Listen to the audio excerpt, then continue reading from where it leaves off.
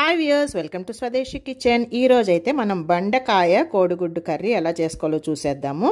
So ముందుగా ఎగ్స్ని boil చేసి పెట్టుకోండి. స్టవ్ మీద పాన్ పెట్టుకొని ఆయిల్ వేసుకొని కట్ చేసి పెట్టుకుని ఉల్లిపాయ పచ్చిమిర్చి ముక్కలు వేసుకొని 1 టేబుల్ స్పూన్ అల్లం వెల్లుల్లి పేస్ట్ వేసుకొని బాగా ఫ్రై చేసుకోండి. అప్పుడు కట్ చేసి పెట్టుకున్న బెండకాయ ముక్కలు 1/2 ఇంచ్ ముక్కలు కట్ చేసుకోండి. ఉల్లిపాయలో వేసుకొని బాగా కలుపుకోండి. రుచికి సరిపడా ఉప్పు పసుపు వేసుకొని ముక్కలకి బాగా పట్టించుకోవాలి.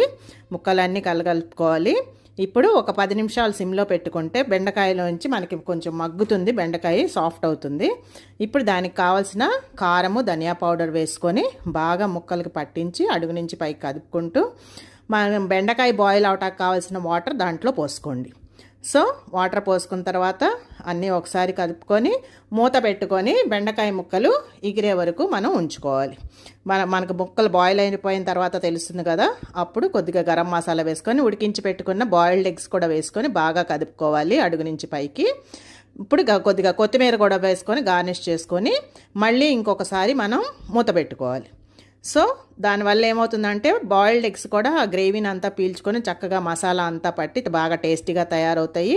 ఈ విధంగా బెండకాయ కోడిగుడ్డు ఇగురు చేసుకోండి. ఎలా ఉందో ట్రై చేయండి, కామెంట్ చేయండి. Okay, bye.